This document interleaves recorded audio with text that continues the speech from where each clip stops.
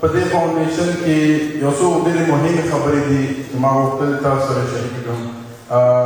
صحت په اړه زموږ په افغانستان کې صحت په اړه هغه امکانات ډېر زیات کم دي، خصوصا هغه ځایونو کې چېرته زه راغلی شوم په ننګرهار جلال آباد کې. زما اوس هم یاد شي مور مې د خدای وبخښي 3-4 کاله مخکې کرونا و او شپې 4 بجې وې، نو غوښتل مې چې هغې سره لاړ شم هسپتال ته یوسم.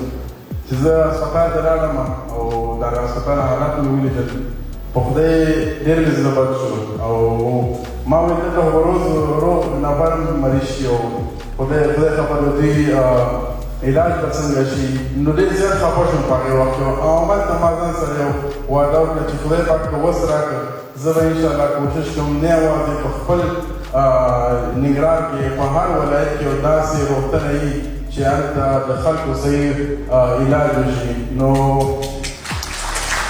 هغه زما لپاره یو داسې وخت و چې د دې خلکو حالات ما ولیدل، چېرته به د هغوی علاج کېدل، د هغه اطاقونه ما ولیدل. نو په خدای شته ډېر زیات مې زړه خفه شوم او ننګرهار خو یو داسې ځای نه دی چې غټ نوم یې دی، خو بیا په ننګرهار کې چې دغسې یو هاسپیټل وي نو نورو ولایتونو کې خو د دې نه هم ډېر ضعیف وي.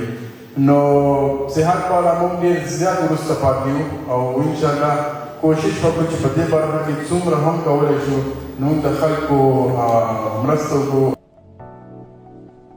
هغوی ته لاسنیوی وکړو. او بله مهمه خبره تعلیم ده. تعلیم زما په نظر که موږ غواړو چې د نور نړۍ سره په میدان کې ودرېږو، یوازینی نه کرکټ دی نه بل دی، خو تعلیم یوازینی شی چې هغه زموږ هېواد د ځمکې نه اسمان ته رسوي. خو بدبختانه به زه ورته ووایم چې زموږ په هېواد کې تعلیم لپاره هغه سهولتونه نشته. څومره هم چې زموږ دا نوي ځوانان دي که موږ اوس ونه کړو نو زموږ د راروان 20 کاله 15 کاله ځوانان چې څومره هم تعلیم برخه کې دي هغه مخکې نشي تللی. زموږ هېواد 20 کاله 15 کاله نور وروسته ځي، هغې یوازینی علت تعلیم دی. نو په دې په اړه موږ ډېر زیات فوکس کړی چې هغه خلک هغه هېوادوال چې وسه نه لري تعلیم ته مخکې یوسي. وطن کې ډېر مجروحیتونه دي، ډېر مشکلات دي، خلکو ته د 3 وخته ډوډۍ نه رسي، خو هغوی بیا تعلیم په اړه چې دی دومره سوچ هم نشي کوی.